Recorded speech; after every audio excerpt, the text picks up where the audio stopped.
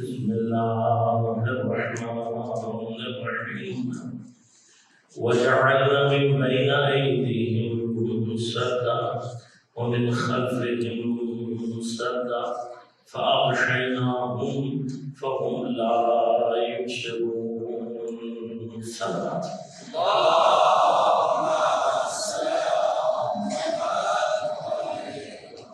مفتی کرام سامعین محترم عزیزان کرام قدر غیبت امام زمان علیہ السلام اور حدیث بیداری اس عنوان سے ہم آج اپنی گفتگو کے دوسرے مرحلے میں داخل ہو رہے ہیں۔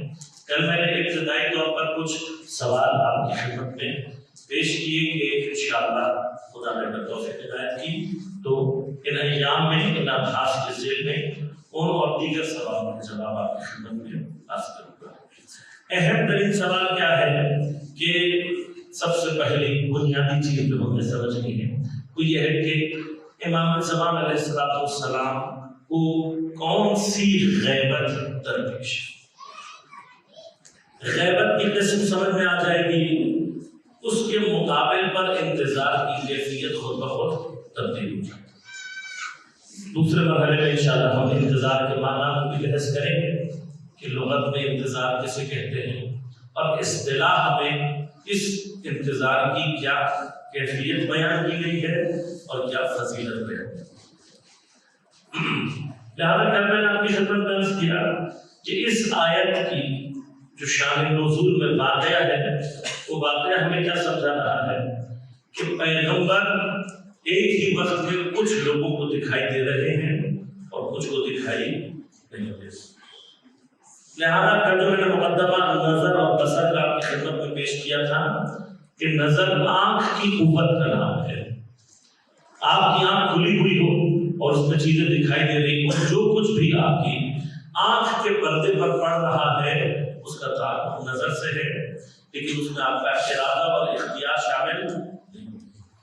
لیکن جہاں آپ نے ارادہ اور اختیار کیا، جہاں پر آپ کا یہ ارادہ اور اختیار آیا وہاں سے نظر ختم ہو جاتی ہے اور بصر شروع ہو جاتی ہے۔ یعنی بصر بنیادی طور پر ارادتاً اور عمداً کسی چیز کو دیکھنا ہے۔ آیت کی خوبصورتی اور آیت کے اندر جو مقام ہے وہ یہاں سے سمجھنا ہوتا ہے کہ پروردگار نے یہ نہیں فرمایا کہ ہم لا ینظرون، کہ ہم نے ان کی دیکھنے کی قوت کو چھین لیا۔ اگر لا ینظرون ہو جائیں تو اندھے ہو جائیں گے، لہذا پروردگار نے انہیں اندھا نہیں کیا ہے بلکہ فرمایا فَهُمْ لَا يُبْصِرُونَ، یعنی وہ جس چیز کو دیکھنا چاہتے تھے ہم نے وہ چیز ان کی آنکھوں سے چھپا دی۔ لہذا یبصرون کے معنی میں جو لفظ استعمال کیا گیا ہے ایک احتمال یہ بھی ہے کہ لا یبصرون سے مراد یہ ہے کہ ہم نے نبی کو ان کی بصارت نہیں بصیرت سے چھپا دیا ہے۔ لہذا ایک نوع غیبت ہمیں یہاں پر ابتدا میں ہی سمجھ آ جاتی ہے۔ وہ نوع غیبت کیا ہے کہ کسی کو پروردگار نظروں سے نہیں بلکہ بصیرتوں سے چھپا ہے، اور جب تک لوگ بصیرت حاصل نہ کریں اس اور شخص کے درمیان کہ جس کو اللہ تعالیٰ نے پردہ غیبت میں رکھا ہے فاصلہ باقی رہے گا۔ لہذا اب اگر ہم ابھی میں بحث نہیں ہوگا، صرف اس مقام پر ایک بات ہے، اگر امام کی غیبت کی نوع یہی ہے تو ہمارے اور امام کے درمیان جو پردہ حائل ہے وہ بصیرت کے فقدان کا پردہ ہے، ورنہ ہمارے اور امام کے درمیان میں کوئی اور پردہ نہیں۔ لہذا اب قرآن مختلف مقامات پر مختلف قسم کی غیبتوں کی طرف اشارہ کرتا ہے۔ مثلا حضرت یوسف علیہ السلام کے حوالے سے جس وقت ان کے بھائیوں نے انہیں کنویں میں ڈال دیا تو قرآن میں لفظ استعمال کیا فی خیابات الجب، حضرت یوسف کو ان کے بھائیوں نے کہاں ڈالا؟ کنویں کی خیابات میں، کنویں کی غیب میں۔ بس ایک لفظ غیب یہاں پر استعمال ہوا ہے جو ہمیں کیا سمجھا رہا ہے؟ حضرت یوسف کی جو غیبت کی کیفیت ہے وہ کیا ہے؟ کیا حضرت یوسف خاص لوگوں کو دکھائی نہیں دے رہے ہیں؟ کنویں کی گہرائی میں جب چھپے ہوئے ہیں تو کسی کی نظر میں نہیں ہے، لیکن حضرت یوسف کی کا کنویں کی گہرائی میں جانے کے باوجود حضرت کا وجود کیا ہوا ہے؟ ہمارے صرف ادراک میں نہیں آ رہا، نظر سامنے سے ایک چیز حائل ہے لیکن ہے ہمارے درمیان۔ لیکن جو حائل ہے وہ کیا ہے؟ فزیکل ہے، ایک حقیقی قسم کا پردہ ان کے اور ہمارے درمیان۔ تیسری نوع کی غیبت کون سی ہے؟ فرمایا تیسری نوع کی غیبت وہ ہے کہ جو حضرت عیسیٰ علیہ السلام کے معاملے میں پیش آ رہی ہے۔ حضرت عیسیٰ کو کیا کیا اللہ تبارک و تعالیٰ نے؟ اصل زمین سے اٹھا کر چوتھے آسمان پر محفوظ کر لیا۔ اب حضرت عیسیٰ ہمارے درمیان موجود ہی نہیں ہے، یعنی نظروں سے تو اجھل ہے ہی، ہمارے ادراکات سے تو دور ہے ہی، ثانیاً ہمارے درمیان بھی موجود نہیں۔ کچھ چیزوں کی غیبت جو ہوتی ہے وہ انل عقل ہوتی ہے، یعنی کیا؟ جو چیزیں حتی عقل کے مرحلے میں بھی ہم انہیں تلاش نہیں کر سکتے، ان کو درک کرنے کا مرحلہ کچھ اور ہوتا ہے۔ مثلا یؤمنون بالغیب، مومن کی جو ایک اہم ترین صفت ہے وہ کیا ہے؟ کہ وہ غیب پر ایمان رکھتا ہے۔ اب یہ جو غیب جس پر ایمان رکھنا ہے، تمام شیعہ سنی علماء متفق ہے کہ یہ کون سا غیب ہے؟ فرمایا وہ جو کہ غیب عن العقل ہے، یعنی کہ عقل سے ماورا چیزوں کے اوپر اعتقاد رکھنا۔ لہذا فرشتہ کیا ہے؟ کیا فرشتہ ہماری عقل میں آ سکتا ہے؟ نہیں، ادراکات کی تو بحث ہی نہیں ہے۔ فرشتے کا دکھائی دینا، فرشتے کی آواز کا سنائی دینا، یا فرشتہ اصلا فرشتہ مادہ ہے ہی نہیں۔ جب فرشتہ مادی مخلوق ہی نہیں ہے تو اس کا دکھائی سنائی محسوس ہونا اس سے تعلق ہے۔ تو کیا فرشتہ عقل میں آ سکتا ہے؟ کہیں عقل میں بھی نہیں آ سکتا، نور ہے۔ تو فرشتہ کہاں درک ہوتا ہے؟ روح کے اعلیٰ ترین مرحلے قلب میں۔ اب یہ بحث انشاءاللہ کبھی اور خدا نے توفیق دی اور آپ کی خدمت میں عرض کیا تو انسان کے حوالے سے مباحث ہے، آپ کی خدمت میں عرض کروں۔ اسی طرح سے جنت جہنم کا جو بھی تصور ہے، اس کے علاوہ خود پیغمبر یعنی پروردگار عالم کی جو ذات ہے، اس کی جو کیفیت ہے، وہ ساری کی ساری کیا ہے؟ غیب ہے۔ کون سی غیب ہے؟ جو کہ عقل کے مرحلے سے بھی معلوم ہے۔ یقیناً امام زمان علیہ السلام کو اللہ نے غیبت کے جب پردے میں بھیجا ہے تو ایسا نہیں ہوا ہے کہ امام کو کسی ایسی کنڈیشن میں بھیج دیا ہو، ان کو ان کی نورانیت کی طرف پلٹا دیا ہو کہ اب وہ ہماری عقل میں بھی نہ آ سکتے ہو۔ لہذا واضح طور پر یہ والی غیب امام سے متعلق نہیں۔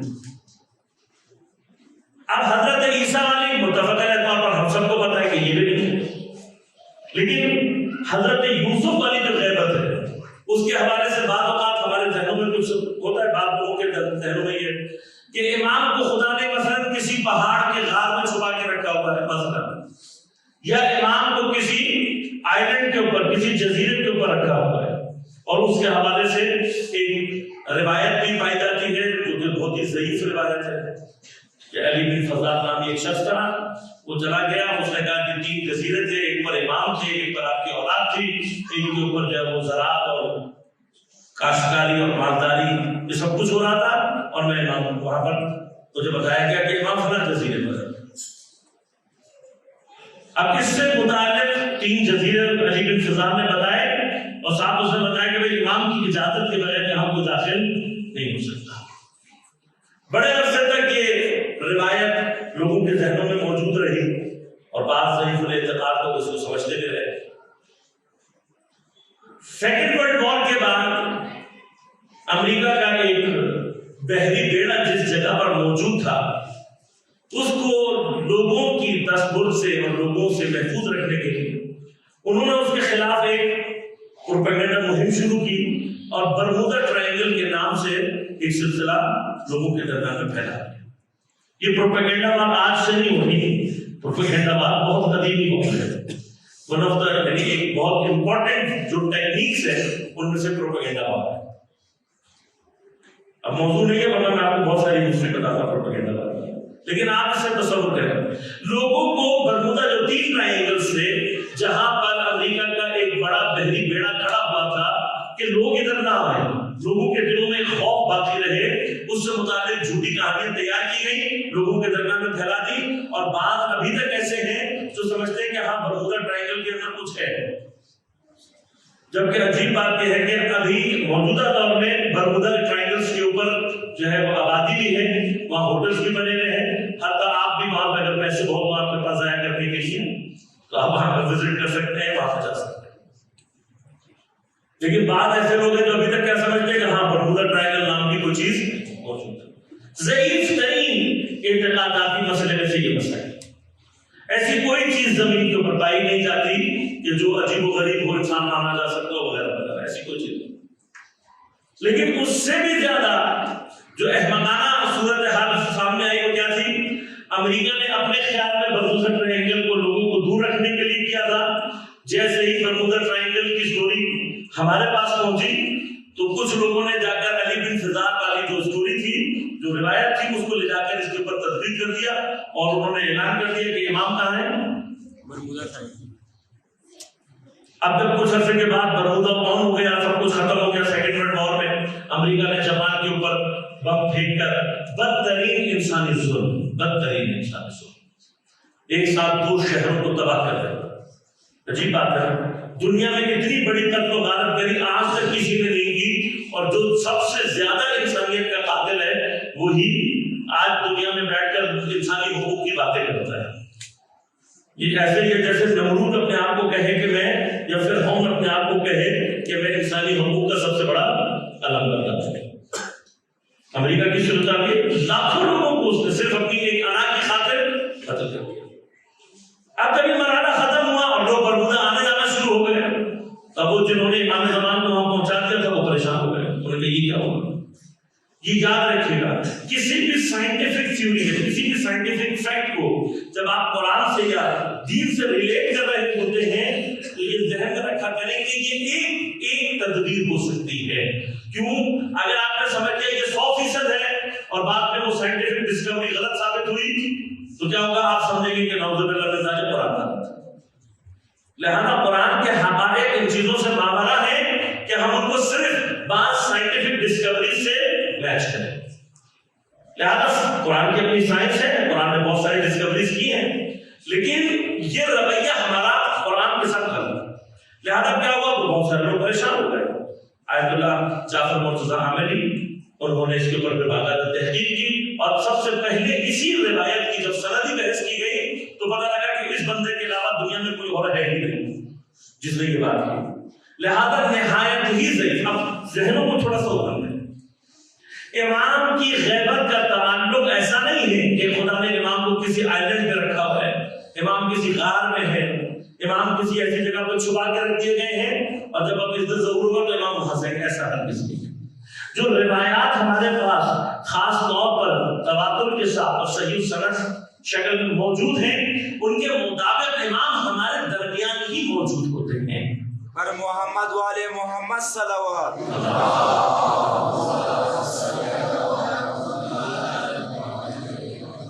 اب اگر امام ہمارے درمیان ہیں، روایات کا سہارا اپنی جگہ موجود، دوسری جگہ ایسی روایات بھی موجود ہیں کہ جو کہتی ہیں کہ جب امام ظہور کریں گے اور لوگ امام کے چہرے اقدس کو دیکھیں گے تو بہت سارے افراد ایسے ہوں گے کہ جو یہ کہہ رہے ہوں گے کہ ہم نے ان کو کہیں دیکھا ہے، یہ صورت، یہ چہرہ ہمارا دیکھا ہوا ہے. اب دیکھا ہوا چہرہ سامنے ہے لیکن پہچان نہیں پا رہے. تو یہ غیبت کون سی غیبت ہے؟ یہ غیبت وہی غیبت ہے کہ فرد درمیان میں موجود ہو لیکن اسے پروردگار بصیرتوں سے چھپا دے. لہٰذا کہ 4 غیبتوں میں سے یہ غیبت، لیکن خود اس نوع کی غیبت کے اندر بھی یہ جو کیفیت ہے 2 طرح کی غیبتیں متصور ہیں. انہی غیبتوں میں ایک کو ہم کہتے ہیں جہاں پر شخص غائب ہو اور ایک کو ہوتی ہے کہ جہاں پر شخصیت غائب ہو. دیکھیے حضرت یوسف علیہ السلام کے مورد میں جو غیبت پیش آ رہی ہے وہ کون سی ہے؟ کہ وہاں پر شخص غائب تھا؟ نہیں، شخص لوگوں کے درمیان میں موجود ہے. لہذا جس وقت انشاءاللہ کا لفظ ہوگا کہ غیبت شخصی اور شخصیتی میں کیا فرق ہے، لیکن جو اہم ترین بات ہے وہ کیا؟ حضرت یوسف درمیان میں موجود ہے، لوگوں کے اپنے سب جانتے ہیں. حتیٰ بعد میں ان کے بھائی 2 یا 3 مرتبہ ان سے ملاقات کر رہے ہیں، سامنے حضرت یوسف کھڑے، انہیں نہیں معلوم یوسف سامنے نہیں جانتے. لہذا غور کیجیے. چند ایک معاملات یہاں پر پیش آئے ہیں قرآن کے جن کی طرف آپ کو متوجہ کرنا چاہتا ہوں. خود یہاں پر جو بصیرت کا مرحلہ ہے وہ بھی سمجھ میں آتا ہے. جس وقت حضرت یوسف علیہ السلام کو اللہ نے اذن عطا کیا کہ تم اپنی شخصیت کا ظہور کر دو، ابھی تک تمہاری شخصیت پردہ غیبت میں ہے، اب تم اپنی شخصیت کا ظہور کر دو. تو کیا ہوا؟ بھائی سامنے کھڑے میں نہیں پہچان رہے، آپ نے کہا میں یوسف ہوں۔ جیسے ہی آپ نے اعلان کیا اب بھائی فوراً آپ کو پہچان گئے۔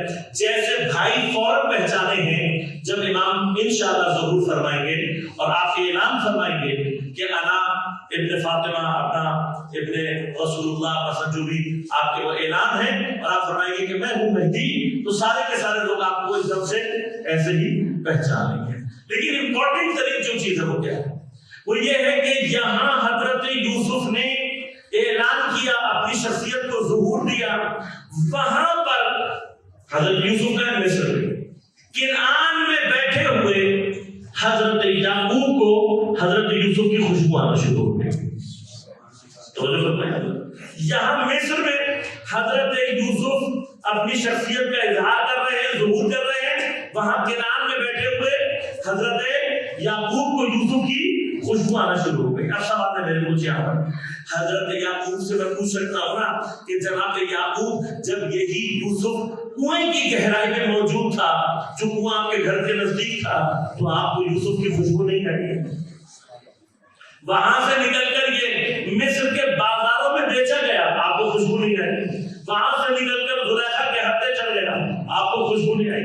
زلیخا سے بچ کر زندان میں چلا گیا، آپ کو خوشبو نہیں آئی۔ زندان سے نکل کر عزیز مصر بن گیا، آپ کو خوشبو نہیں آ رہی۔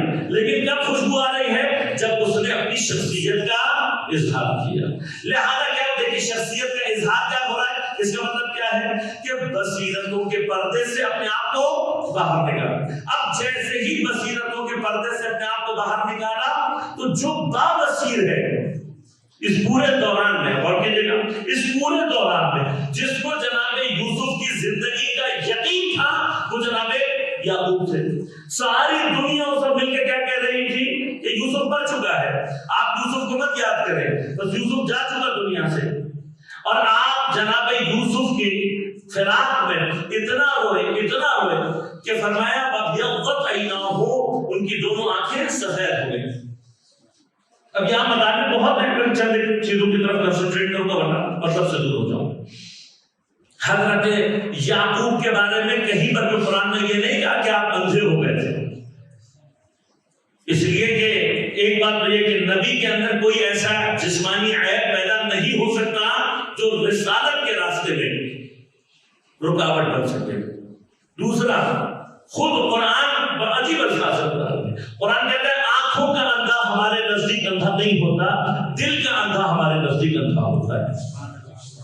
لہذا امیر المومنین علیہ السلام کا بڑا مشہور قول ہے، آپ فرماتے ہیں لیس الاعمى، وہ شخص اندھا نہیں ہے، من فقد بصارته، جس شخص کی بصارت گم ہو جائے وہ شخص اندھا نہیں ہے، ولکن الاعمى، لیکن اندھا وہ ہے من فقد بصیرته، جس کی بصیرت چلی جائے۔ بس بصیرت کا نہ ہونا اندھا ہے، بصیرت نہ ہو آنکھیں رکھنے کے باوجود دکھائی نہیں دیتا۔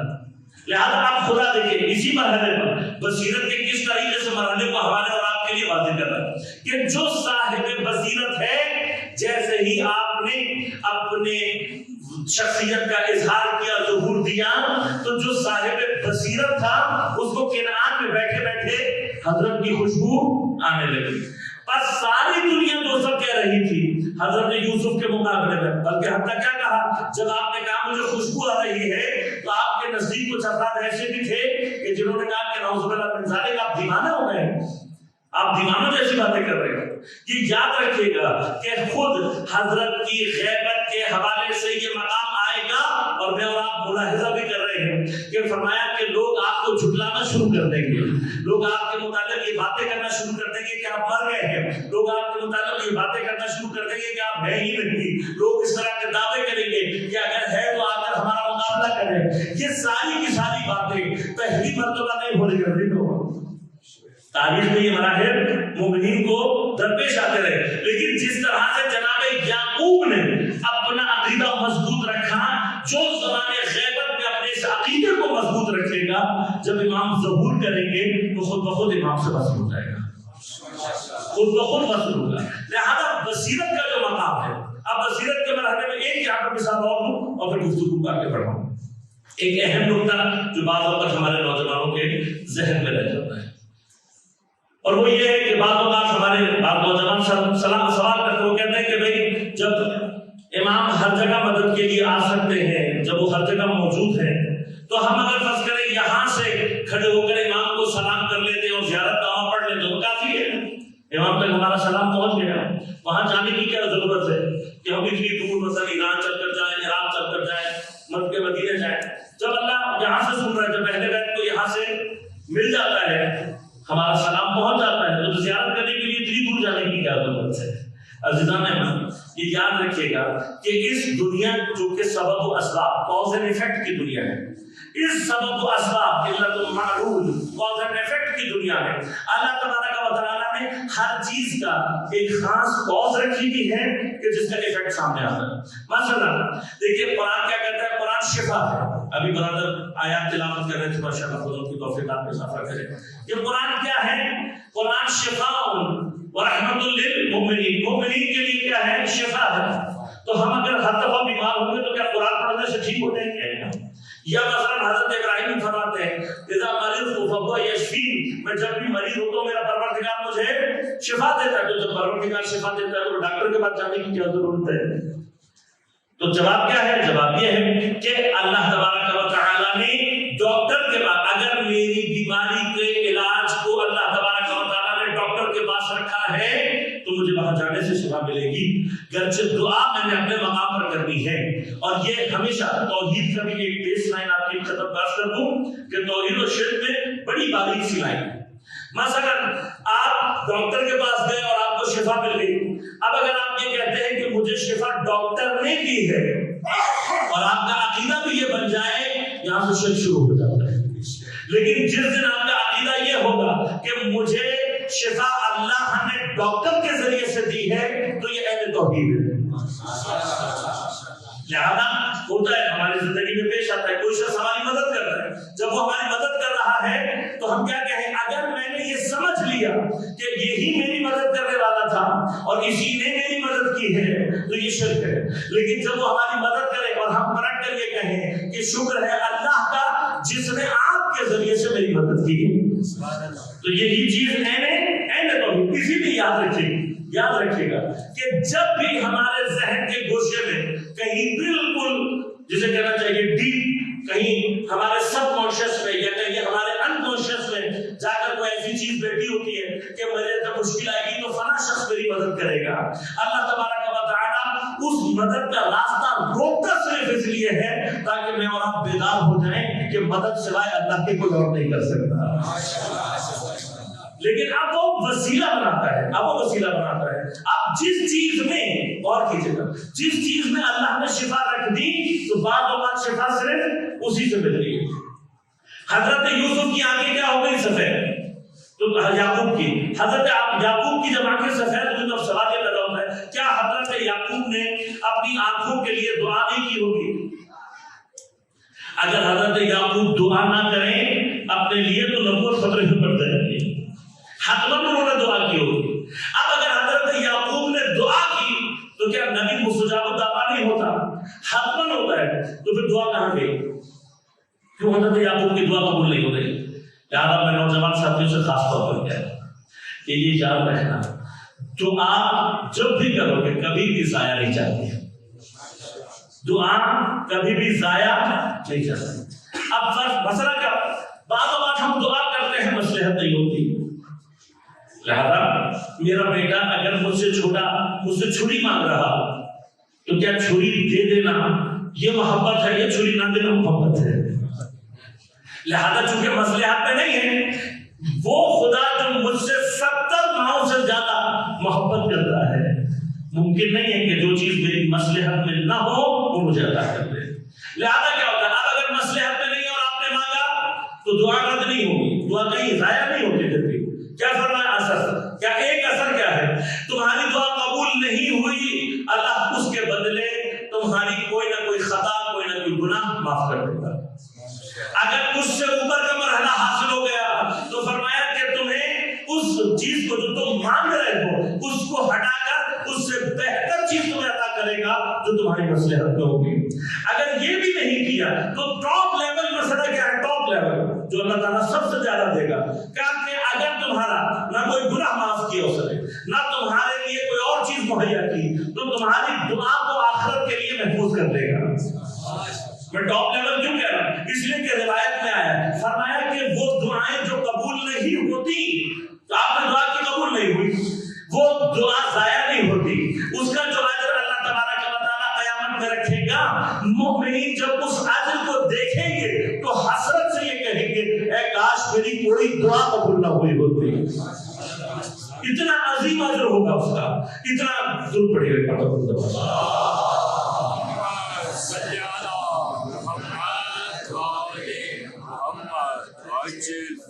اور دیگر بآواز بلند صلوات.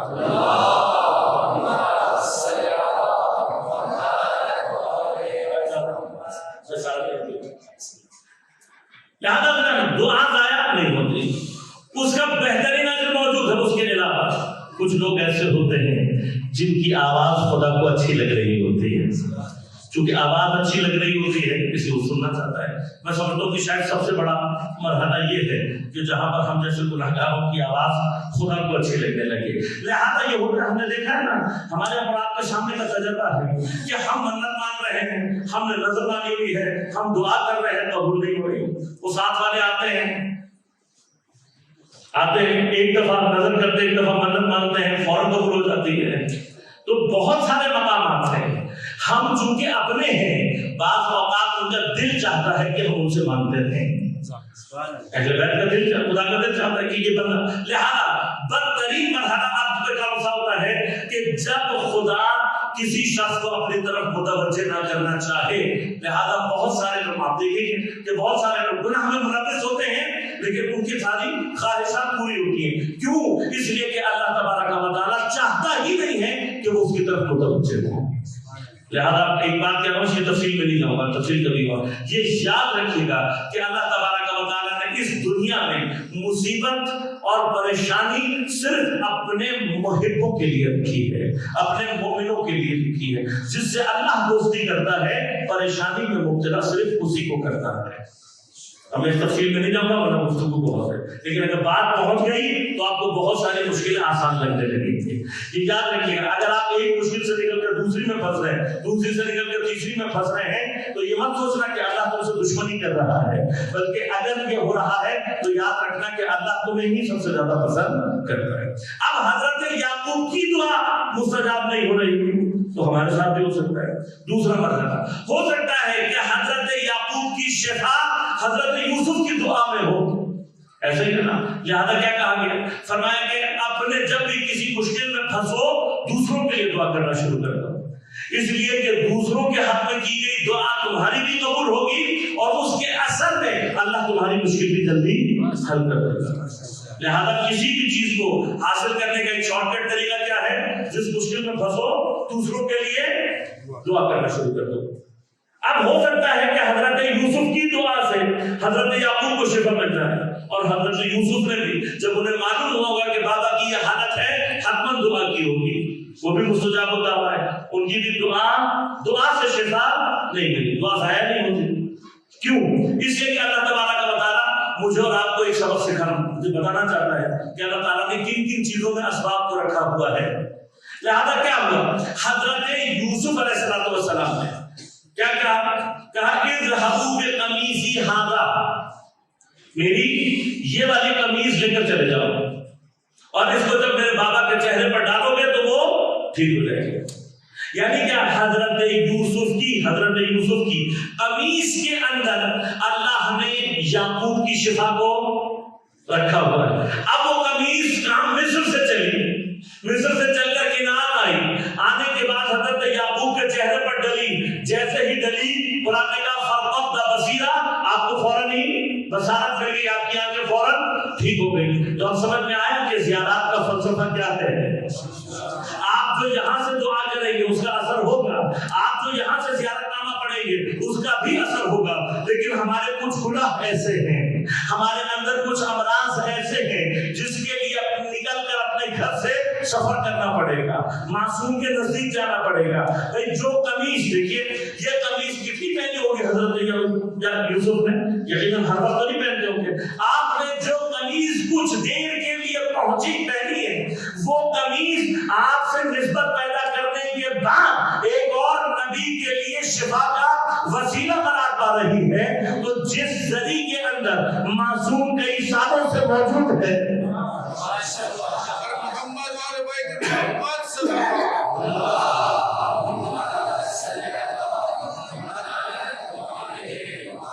جتنے بھی وسیلے کے منکر ہیں ان سب کے لیے قرآن کی یہ آیت اور یہ جگہ دلیل ہے کہ اللہ تبارک و تعالیٰ نے یعقوب کی شفا کو وسیلہ کس میں قرار دیا؟ یوسف کی قمیص میں، اور جب قمیص جب چل کر آئی ہے تو یعقوب کو شفا ملی، لہذا فرمایا کہ جب آؤ ہمارے دربار میں آ کر ہمیں سلام کرو، زیارت نامہ پڑھو، اب اس کے بعد اپنے آپ کو ہماری مرکز پر یا ہماری ذریعے سے لکھ ڈالو، اپنے آپ کو چمٹا لو۔ کیوں کہا ہے؟ اس لیے کہ جتنا تم اپنے آپ کو ہمارے پاس سے مس کرو گے اتنے ہی تمہارے گناہ، اتنے ہی تمہارے امراض ختم ہوتے چلے جائیں گے۔ لہذا اب ایک اہم مسئلہ، اور میں اس گفتگو کو اختتام کی طرف لے جاتا ہوں۔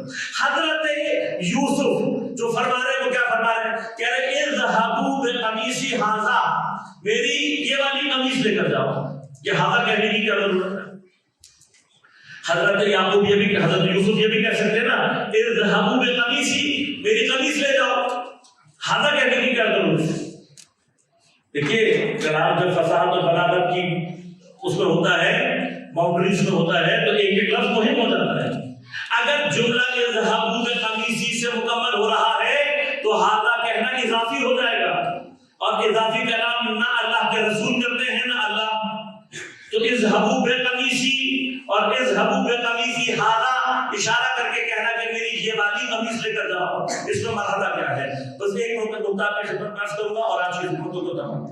یہ جو ھذا ہے نا، ھذا اس میں اشارہ ہے، اور اس میں اشارہ کے اندر ایک قوت پائی جاتی ہے۔ وہ قوت کیا ہے کہ یہ اپنے مشار الیہ، جس چیز کی طرف آپ اشارہ کر رہے ہیں، آپ کہتے ہیں یہ والی، تو جب یہ کہہ کر آپ کہتے ہیں تو مشار الیہ مشخص اور معین ہو جاتا ہے، اس کو پھر آپ تبدیل نہیں کر سکتے، اس کو کسی اور جگہ لے جا نہیں سکتے۔ اگر حضرت یوسف کہتے ہیں اذهبوا بقمیصی، میری قمیص لے جاؤ، تو بہت سارے مفسر یہاں بیٹھ کر کیا کہتے ہیں؟ کہتے ہیں کہ قمیص نہیں تھی، یہ جو قمیص تھی یہ استعارہ تھا، مجاز کوئی تھی، کوئی اور بات تھی، قمیص کوئی نہیں تھی درمیان میں۔ حضرت یوسف نے استعارتاً کہا ہوگا، ورنہ کوئی چیز نہیں تھی یہاں پر۔ کیوں؟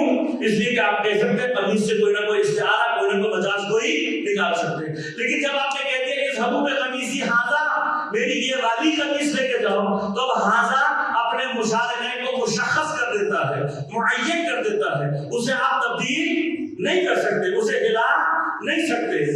لہذا یہاں پر نہیں، اس ھذا کی قوت آپ کو ایک اور جگہ سمجھ میں آئے گی۔ وہ جگہ کون سی ہے؟ ھذا کی قوت اور قدرت کہ ھذا کیا کام کرتا ہے، وہ جگہ آپ کو ملے گی غدیر خم کے میدان میں۔ غدیر خم کے میدان میں بھئی پیغمبر یہ کہہ سکتے تھے من کنت مولا فعلی مولا، جس کا میں مولا ہوں اس کا علی مولا ہے، یہ کہہ سکتے تھے، لیکن آپ نے کیا فرمایا؟ آپ نے کہا من کنت مولا فھذا، تو مجھے فرمایا ھذا علی مولا۔ یہ ھذا کہہ کر پیغمبر نے کیا کیا؟ ھذا کہہ کر پیغمبر نے مشار الیہ مشخص اور معین کر دیا۔ اب اگر پیغمبر کہہ دیتے من کنت مولا فعلی مولا، تو لوگ کہتے کہ علی لفظ بندہ نہیں تھا، علی شخص نہیں تھا، یہاں پر علی مثلا اللہ کا بھی نام ہے، بھائی اللہ کا نام بھی ہے، وہ کہہ سکتے تھے کہ مراد یہاں پہ اللہ ہے، نعوذ باللہ من ذلک مثلا، یا کہہ سکتے تھے کہ علی نہیں کوئی اور استعارہ ہے۔ یہ جیسے ہی ھذا کہا تو ھذا نے کیا کیا؟ اب ھذا کا اشارہ خدا کی طرف نہیں ہو سکتا، ھذا کا اشارہ صرف ایک شخص کے اوپر ہوگا، تو جب تک شخص علی نہیں لے کر آؤ گے تب تک معنی پورا نہیں ہوگا۔ لہذا ھذا کہہ کر پیغمبر نے مجبور کر دیا کہ مولا سوائے علی کے کوئی اور نہیں ہے۔ تو جب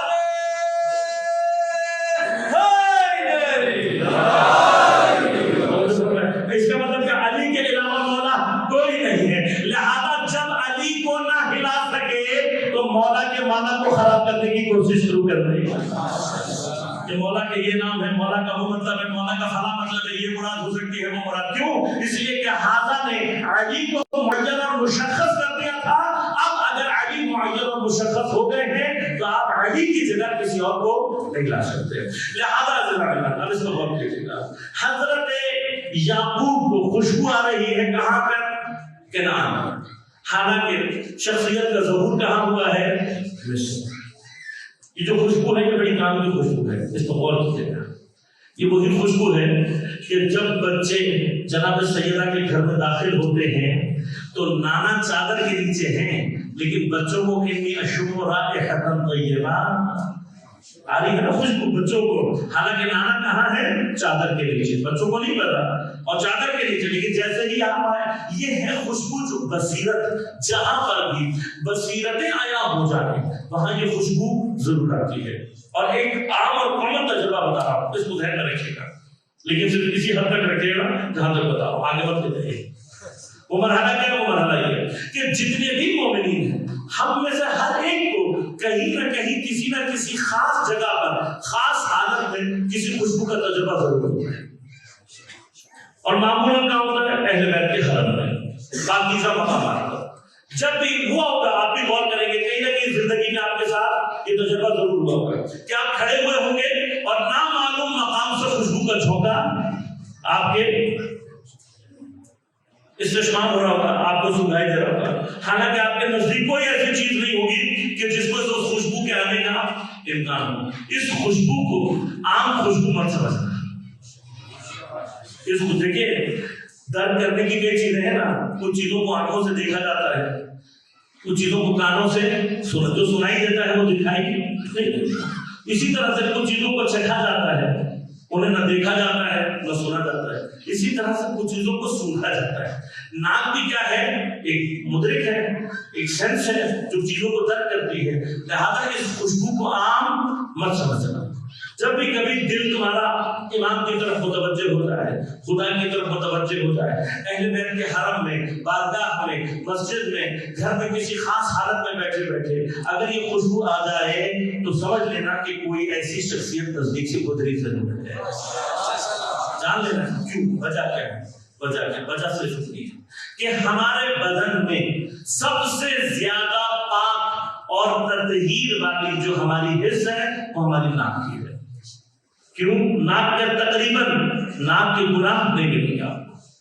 یہ جو خوشبو کا گناہ ہے, ناک کا جو گناہ ہے, بہت کہیں جا کر آپ ڈھونڈیں گے, تلاش کریں گے تو شاید کوئی گناہ مل جائے, ورنہ معمولاً عام حالت میں انسان ناک سے گناہ نہیں کرتا. کان کے گناہ میں جو دیتا ہے, آنکھ سے گناہ دیتا ہے, زبان سے دیتا ہے.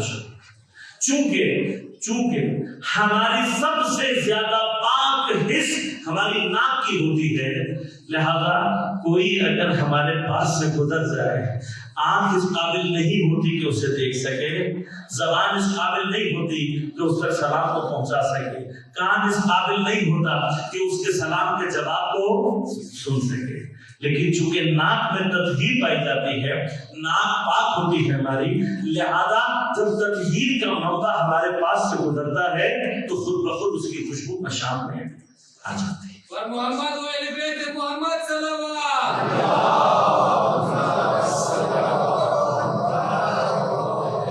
لہذا اس خوشبو کو میں نے عرض کیا عام مت سمجھنا, خوشبو قیمتی ہے.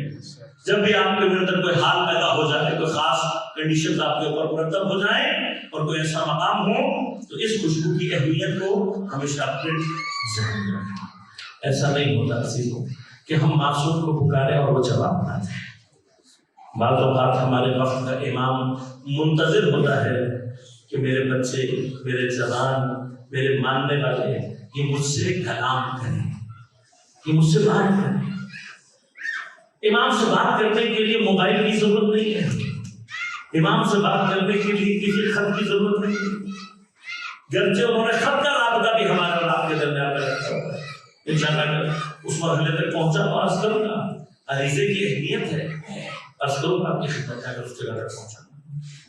لیکن بنیادی طور پر امام اور ہمارے درمیان فاصلہ نہیں.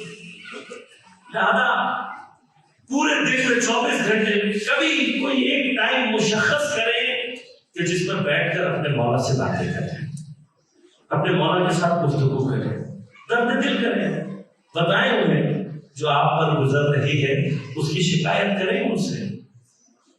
اور ان سے محبت اور انس پیدا کرنے کی کوشش کریں جتنی کر سکتے ہیں. یہی محبت یہی انس ہمارے کام آئے گا. اس لیے کہ جس دل میں یہ محبت ہو جتنی مرضی پابندی ہو جتنی مرضی سختی ہو یہ محبت انسان کو کربلا تک لے جاتی ہے. جن کے دل میں یہ محبت تھی وہ کربلا میں پہنچ گئے. کربلا میں نے عرض کیا کہ امام حسین ہر ایک کے لیے کوئی نہ کوئی مثال کوئی نہ کوئی نمونہ لے کر آئے. خدا جانے جوانوں پر کیا نظر ہے حسین کی کہ حسین کے اپنے نزدیک ترین اور قیمتی ترین جو سپاہی اور قربانیاں ہیں ان سب کا تعلق جوانوں سے. ایک نوجوان عاصم دوسرا نوجوان علی بن اکبر. 18 برس کا سن لکھا ہے جناب علی. جناب علی اکبر حسین کے وہ فرزند ہیں کہ جن کا تقوی جن کی شجاعت جن کا علم جن کا فضل اتنا معروف رہا ہے کہ بعض مورخین نے آپ کے بارے میں لکھا ہے کہ بعض لوگوں کو یہ شبہ ہوتا تھا کہ شاید امامت امام کے بعد جناب علی بن اکبر کی طرف منتقل ہے. امام کا ایسا فرزند کہ جس کو جب امام فوج عسکریہ کی طرف بھیج رہے ہیں تو خدا کو گواہ بنا کر کہہ رہے ہیں اے پروردگار تو گواہ رہنا میں جس کو بھیج رہا ہوں یہ صورت میں بھی تیرے نبی جیسا ہے سیرت میں بھی تیرے نبی جیسا ہے منطق میں بھی تیرے نبی جیسا ہے ہو بہو پیغمبر کی صورت. اور جناب علی اکبر کو بھیجنا امام کی طرف سے تا قیامت کی حجت قائم کرنا ہے کہ جو لوگ حسین کے مقابل پر آئے ہیں یہ مسلمان کہلانے کے لائق نہیں ہیں. کوئی شخص اپنے آپ کو مسلمان کہنے والا صورت پیغمبر کے ٹکڑے ٹکڑے نہیں کر سکتا. جب میرے مولا کے سارے انسان ایک ایک کر کے شہید ہو گئے اور اب صرف امام کے بھائی اور بچے اور رشتہ دار بچے ہیں تو امام نے اپنی جانب سے جو پہلی قربانی بھیجی ہے وہ جناب علی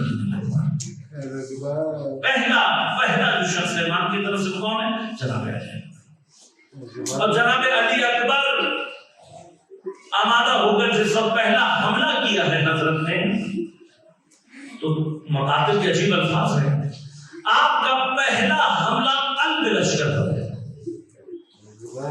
اور قلب لشکر پہ حملہ کرنے کے بعد جناب علی اکبر نے قلب لشکر کو توڑ کر تتر بتر کر دیا اور پھر قلب لشکر سے واپس آیا. کاش کبھی موقع ملے تو میں آپ کو بتاؤں کہ عرب کی جنگوں میں قلب لشکر کو توڑ کر واپس آنے کے معنی کیا.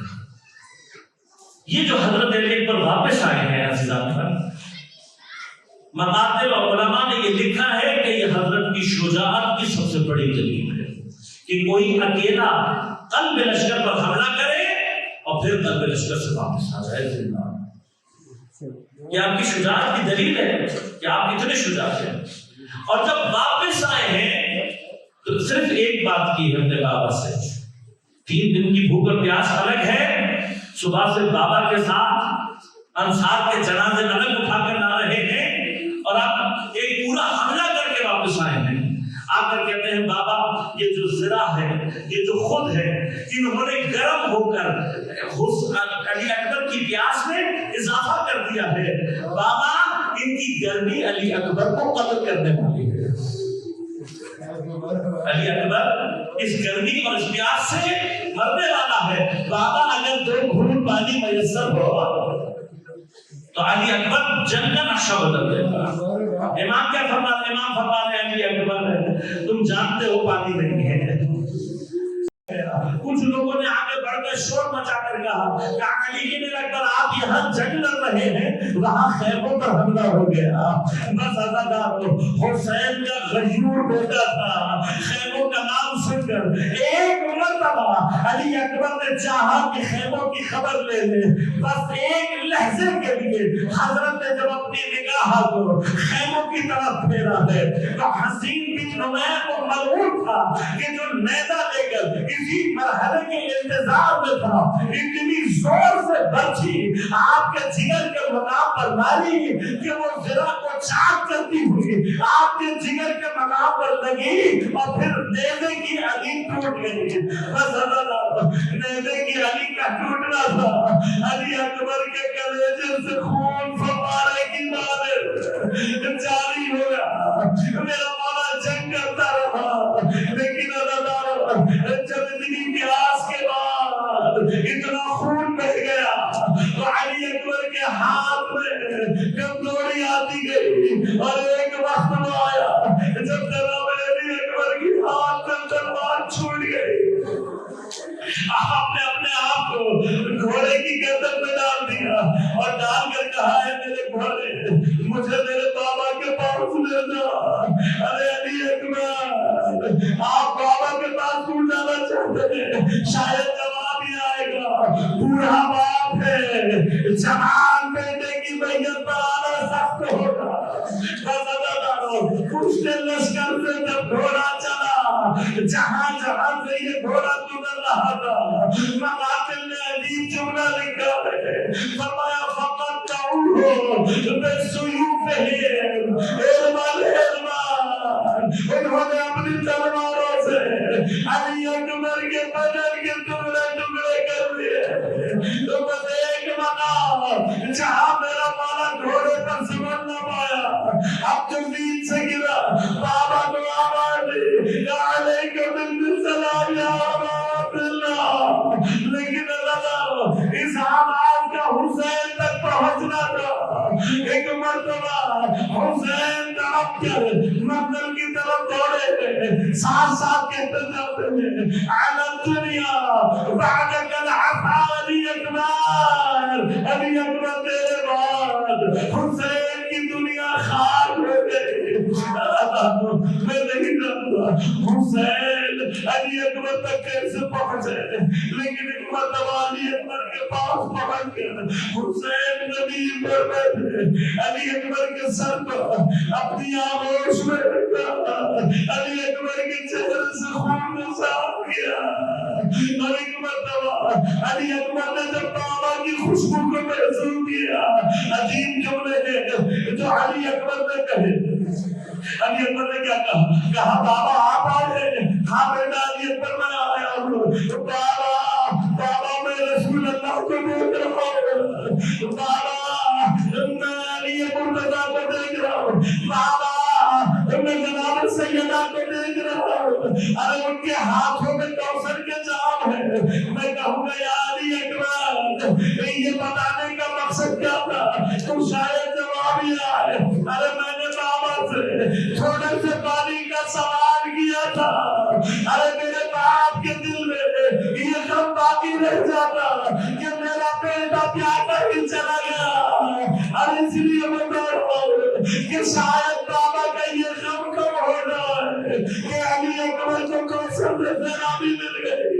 لیکن آپ کو حسین علی اکبر کے جنازے کی جانب دیکھا تو اللہ تعالیٰ کو جب اتنے ٹکڑے ٹکڑے تھا، میرے مولا نے ایک مرتبہ آواز لگا کر کہا یا فتیان بنی ہاشم احمدوا حقاکم، اے بنی ہاشم کے جوانوں آؤ اور آ کر نبی اکبر کی نماز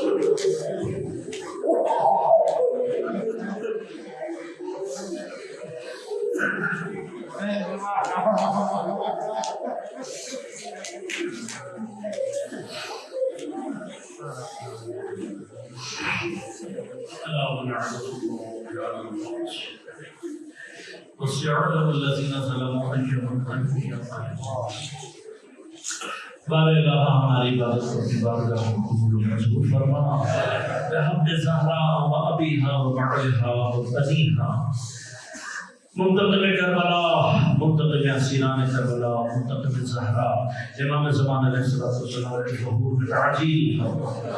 قال الہا بحق زہرا وابیہا وبعدہا وبنیہا، عزاداری سید الشہداء و عزاداران سید الشہداء کی حفاظت فرما، ان کی پریشانیوں کو دور فرما، مشکلات کو آسان فرما، بیمار و صحت قابل عاجل عنایت فرما، ہمارے بے گناہ اسیروں کو جنت سے رہائی عنایت فرما، بالخصوص شیخ ابراہیم سرزاکی اور مہدیہ ان کی اہلیہ کو رہائی عنایت فرما۔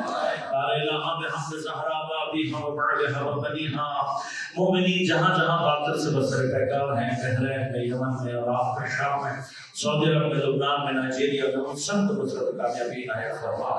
فلسطین میں، آمن کشمیر کے مومنین کو نصرت کامیابی عنایت فرما۔ قال الہا دین دشمن اہل بیت دشمن قوتوں کو، عزادار دشمن قوتوں کو، پاکستان دشمن قوتوں کو نیز و نابود فرما۔ قال الہا بحق زہرا وابیہا وبعدہا وبنیہا، تمام علماء براجزان کی حفاظت فرما، بالخصوص آیت اللہ سیستانی رہبر معظم انقلاب اسلامی کی حفاظت فرما، حزب اللہ کی رہبریت، انصار اللہ کی رہبریت، حشد شامل کی رہبریت کی حفاظت فرما۔ ہم سب کو امام زمان علیہ السلام کے اعمال و اثار میں شمار ہونے کی توفیق عنایت فرما۔